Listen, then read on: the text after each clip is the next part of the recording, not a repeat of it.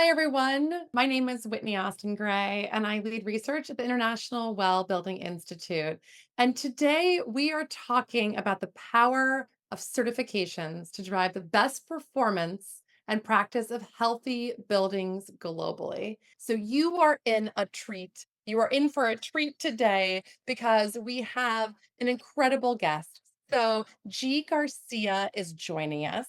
And G, hello, welcome. We have a story to tell tonight. Thank you so much for joining us. So Thank you so much for inviting me. I'm just going to give you a little bit of background about G. She has over 2 decades of experience in administration, design, and construction. She's honed her expertise in value engineering, due diligence, compliance.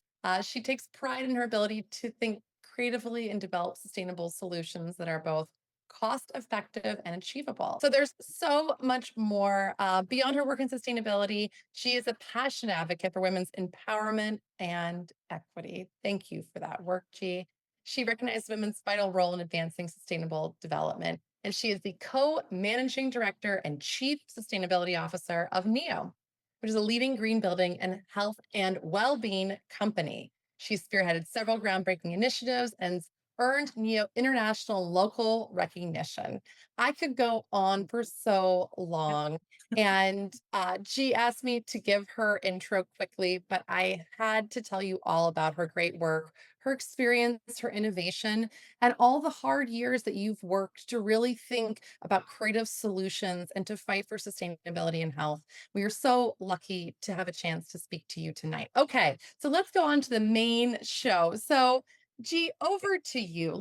Can you please tell us the story of Neo and take us a little bit on your journey on the pursuit of your global certifications? Well, just to tell you honestly, it started with our CEO, Raymond Rufino. Okay. When he came from Colombia, came into the Philippines, when he studied there, he came here and then he approached me and said, Gee, can we start working on sustainability? Because that is something that he studied abroad. So I said, okay, it's kind of, not a fad in the Philippines yet, but I think we can be able to get it. Why? Because we have been implementing ISO and quality management system in our portfolio. So we embraced that one. And then, yeah, it all started from there. We put it in the DNA of the company. So in every aspect that we do, policy making, decision making, the entire group is actually focusing on resiliency and sustainability. So those are all the startup because you have to get the leaders to actually um, work with the team, right? It always has to start with the leadership. So in this case, the leadership was the one who introduced sustainability in the Philippines, in our company. So that's where it all started. And then from there on, we try to put in sustainability and resiliency in our projects, in our decisions, in our policies, in maintaining and developing our projects, especially here in BGC. Amazing. And just tell the world a little bit about Neo, just so everyone understands this project, a little bit around the location, the size, the timing of the project. Okay, we are here in Bonifacio Global City. Bonifacio Global City is in Manila, Philippines. So it's like a former military base, and it was developed to be a city wherein all of the urban, it's like an urban planning thing. So what they did here is that they put properly office buildings, housing, and then it places all the companies here in this particular area in this city. So we have 7 buildings here. There are not the oldest building that we have is 20 years old. Okay, that's the second, I think, or the third building in Bonifacio Global City. But we're lucky enough to maintain that particular building, and up to now, it still is a par with the new buildings, and it is considered to be a green building after 20 years. So yeah, so that's the story of it. So this is incredible. There is a powerful vision to not only be able to create an incredible project to help people thrive, be productive, be profitable, be be effective, be incredible workers in your community. So, but you also took these extra steps around sustainability and health. So mm, let's talk about that. That is not easy, but it's possible. And you created a yes. roadmap for success. And I would Mm-hmm. love to just talk about that roadmap. There's so Okay. many projects that say we want to be sustainable, we want to be Mm-hmm. healthy, but Mm-hmm. where do I start? And how do I get my team on board? And there's so many steps involved. And so Mm-hmm. there's also a lot of confusion. I just rolled off a list, an alphabet of different certifications out there, and it can feel overwhelming.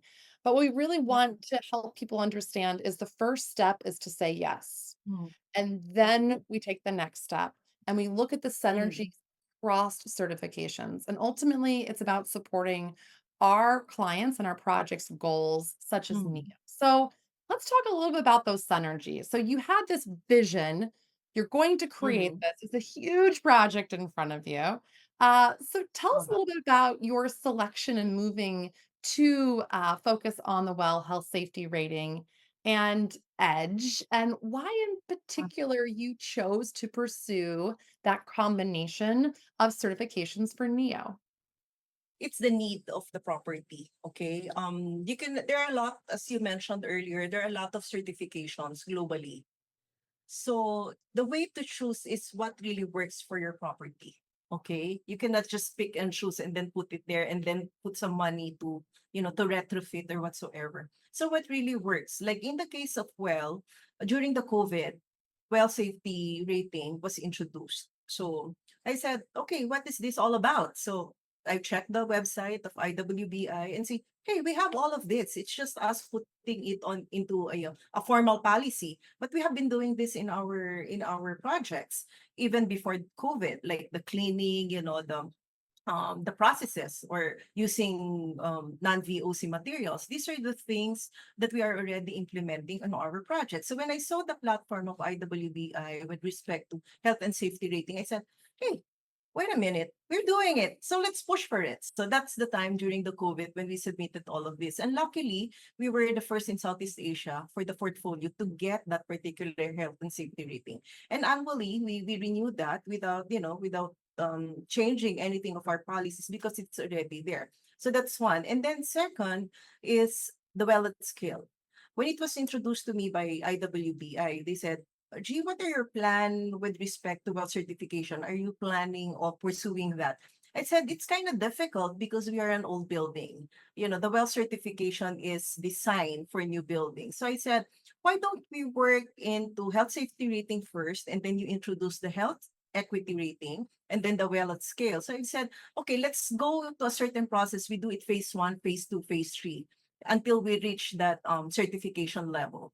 Okay, so now we were able to get the health and the equity rating. So again, we are the first in Asia for the portfolio to get that. So I said, so what did we do? What is the different things that we did for us to be able to get the health and the equity rating? So I noticed that it's still in our policy. It's in our HR policy. It's just a matter of reporting it. So, it's everything is a policy based. That's the good thing about IWBI. Before you knew it, it's just, a matter of pushing that policy and putting it into the platform. It's no problem at all. And then, so what happened was after the well at scale, so I said, IWB, I wanted to push through for well certifications. Okay. And then they said, okay, it will be easy because you only have to add this, I think, a number of points. I'm not going to mention how many points I need for that well certification for us to be able to get that silver because I added the health and safety rating, the equity, and the well at scale. So technically, it's a process that you did. You didn't went straight to well certification right away because that's very challenging. If you go there, you'll have to put a lot of capital expense.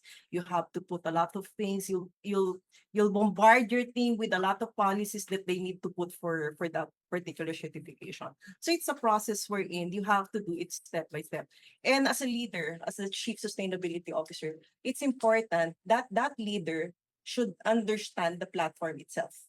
Because how can you tell your staff, right, to do this and do that if you're not really pushing what is the plan? How are we going to do it? This is the direction. You have to really guide them through it. And how will you guide them to that if you don't know the platform itself? So I studied the IWBI platform so that it's easier for me to tell them what to do, right? There's so many powerful takeaways from what you just said, G. So, some of the things that I am really hearing from you that I want to share with our audiences, there are developers out there that are investing, creating, designing, and operating spaces. And too often, they are doing the right thing. They're going above and beyond, but it's not always documented or realized. And Mhm, certifications can elevate the great work that you are doing. And I've heard this before where we see an incredible project that creates better air quality. So you talked mhm, about that you did not have VOC materials on site. mhm, So mhm, well, one of the things we really want to do for the projects that pursue well is we want to amplify that. Tell the world, do you realize that what you're breathing in this building is different than what you're breathing in the building next to it? And mhm, so, well gives us a way to give credit where credit is due. Give credit where mhm. credit is due. There's incredible work that you're doing on that. There's Yeah. another really big point that you said, which I loved, which is feeling empowered and educating. So, Mhm, a lot of developers and maybe building experts that are listening to this feel like, wait a minute, I didn't go into this business to train to be a health professional. mhm. Like, wait, whoa, I didn't sign up for this. Many people might feel like they went into this business and didn't sign up to do sustainability. But now anymore, our building leaders, our real estate experts are public health professionals. You're taking on the weight of the world. And I'll go even further to say that and we've been saying this for many years, that we believe that developers, sustainability experts, designers, architects will have a greater impact on the future of the public's health than Mhm. physicians. Yes, that's true. That's totally true. I totally agree with you, Whitby, on that. Yeah, and it's really important that anytime that you will be placing someone to that particular leadership role in terms of sustainability, you have to train these people because it's not just like a click of, or it's not that easy because there are some technicalities to it. Because if you don't put someone who has the knowledge to really, to work on that particular, your capital expense will really go high. Because then every time they're gonna look into the platform, they're just gonna spend money to be placed into a particular build just to meet that requirement. But before you knew it, you're already applying it and you're already implementing it on site. It's just a matter of you really looking deeply into that particular item or that particular point in the certification process. It's like that easy. It's not a shortcut. So you really have to study it and learn on how you can be able to make or get those certification, get certified without too much putting value into the amount that you're gonna spend for that particular certification. Right? So sometimes Yeah. the myth. That's why they always say it's expensive to be certified. But actually in our point in Neo, it's not expensive because we didn't put too much retrofit to the building that we are now operating. And yet we were able to get certified.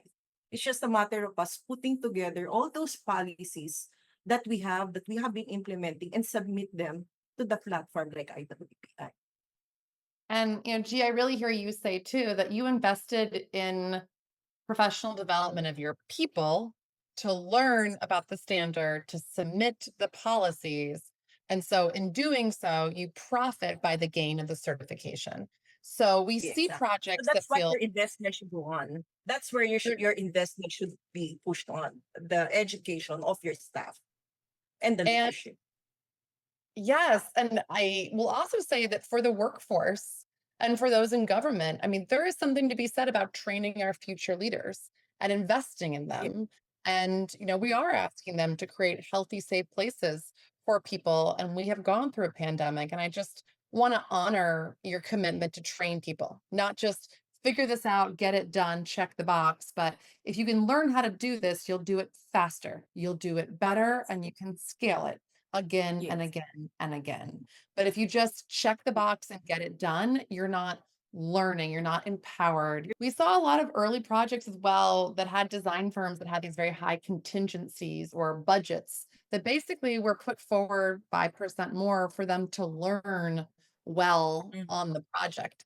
And what we found was that once a project understands it, those fees go away. So what you're speaking to is ends up being a very concrete line item in the budget, is that if you can train, empower, and have experience, then you save time, you save money, and you get a positive impact from your workforce that feels empowered, that they have now gone through well, they're well mm, accredited professionals. So it's an investment in the project and the people. And I love that story. So let's keep going on that. So doing the right thing is an incredible and powerful story to tell mhm, the world. But I also love looking at these powerful business angles in the market because doing the right thing can feel lonely. It can feel like, how do I make this argument? Whether that's to my investors, to my tenants, how do I look at the benefits of this investment in mhm, people in place? So I want to mm, talk a little bit about where you've seen the benefits of investing in Well and Edge and how those mm, certifications have helped you in other ways. So if we can, I would love to jump a little bit into GRESB mm, at the entity level and mm. how Well and Edge have helped you with this process. And if you don't mind explaining a little bit about GRESB for our viewers as a real driver for how we publicly report what you're doing at the entity level and investing for health, that'd be amazing. 'Cause that was also a really powerful part of your story. Just to give you a quick story, when we started with GRESB, our score, because it's a scoring system, right? It's a scoring system with your peers. During the time when we are not pursuing any certification, our score is one. It's like, wow, when I saw the score, wow, we're far from, from our peers in Asia Pacific. And I said, how can we actually improve the performance? So in GRESB, we are also involved with ULI, Urban Land Institute, Green Print. We also have that. So I said, and we also are engaged with Measurable. So I said, how can I be able to put everything together so that we can have a better score with GRESB? Because right there and then, it's the comparison. So when you're being compared with your peers, that's the reality that sucks into you already, right? Hey, I'm far behind and I want to be there at least at two. That's my target. Just get away from one. Getting a two is fine with me. So come to think of it, after all the certifications that we got, guess what's the score right now? Oh, three. Three. And in GRES, if your peers are, if there are a lot of members coming in, then your number is going low because the divisor right now is being the percentage is becoming lower, right? Because there's so many that are coming in as members. So from one to three, I said, wow, this is a good improvement. So for this year, we're targeting four for next year. So my wants or my hope during that time is just two. But we were given three because of all the certification. When we got our IWBI certification for health and safety rating, it already ticks the box in some portions of GRESB requirement. When we had our Edge certification for Edge Advanced, we also got some thick marks for GRESB. And then when we got the equity rating, hey, it added more uh marks or ticking we tick a lot of boxes already. And what else can happen, if we have all these certifications coming in, then all this work are now becoming to be something that is improving our GRESB score. So now our has a purpose, right? And to take note that we are only one in the Philippines who's a member of GRESB. So our peers are actually from Asia Pacific, not from the Philippines. So that's a quite, if you're going to look into it in an overall perspective, you're not competing, or it's not actually competition, but you're looking into your partners in Asia Pacific, not only in the Philippines. And getting a three for that particular platform is something powerful, right? So it's a milestone for us because from one, few years back. Now we're three, and hopefully by next year or this reporting period, we get four. Look forward to that. And, you're speaking about this idea of buildings talking. We trusted that projects were sustainable, they were healthy. But until we have Mm. global metrics that are relative, so until we can compare across different systems, we don't always know where we stand. And for Yeah. investors, they need to know that their asset, they need to know it can speak. How is it performing? How is it operating? What's the cost of it? And once we Mhm. have information, once buildings start talking, once we start reporting, and once we start Mhm. comparing to others, we are in a new language. We're in a new era. And what's really important about that, if you're listening to this, is that that information is available. So for Well, for Edge, for GRESB, you can download and understand these systems right now, no matter where your project is in that process. So to not understand it is to not be aware, right? And this data is helping us better understand buildings, projects. It's helping these projects speak and talk through data. So I love what you said there, G. And not only that, because again, if a person who is assigned to this particular project of getting certification is not so familiar about the crossing path of these particular platforms, then you will have to start over again. You're going to go to the step one in every time that you're gonna get a certification. But if you study all these platforms, they have relevance. They have a purpose. They are being acknowledged globally, and the same document that you are preparing, like say for IWBI, I can use that document to submit to GRESB, or I can submit it also to Edge, or I can submit it to BRI or other platform like the local Philippine Green Building Council or the World Green Building Council. I even use it for my ULI report. So all of this platform actually talks if you just study it. I mean, but it takes time. But if a person is more knowledgeable into putting these things together, it will be easier. But if you're just gonna get a certification, as you mentioned with me earlier on, that you just have to pick the mark, then that's something different. You cannot really put this all together into one collaborative, platform. With that note, on a really real note, right? So we're up to this. It's big. We're going to create the team. We're going to set the benchmark. We're going to take the first step. We're going to have a roadmap and we're going to have incredible certifications, partners, and global standards. Okay, we're up to it. So, G, what is your message for other projects globally, particularly in developing countries that might find themselves being one of one, scoring a one, and want to triple their score? Where do they start? What do they need to know? And what's your message for them? Think outside the box. Okay. Think outside the box, and there should be no shortcut. Okay. This is how I'm gonna address the rest of the peers. If you want to really become sustainable, you want to be energy efficient, you want to be resilient, again, it's not one way or the other. It has to be all. It has to be the entirety. And you should always look into the global parameters, not just the local parameters. Yes, it's okay for you to be able to manage the local parameters. However, if you look into the parameters globally, then it will be more positive because these are all studied by everyone in the region, in the Asia Pacific, or in any parts of the country. So those parameters are something that you should be targeting to, and not just the ones locally. Always make sure that before reaching that goal, you have to start with the first step. So it's a call for action for everyone. Start with the first step, learn, educate, transfer that blood, that DNA to the staff on site, in the construction site or wherever, to your ESG team, because it's the most important. If you speak the same language, before the language before is math, right? When you talk about math, the numbers are just the same anywhere you go. But right now, when you talk about sustainability, everybody should know this language in everything that you. My takeaway here that I'd like to really address everyone is, yeah, you're into sustainability. Whatever certification that you get, it's something that would really work.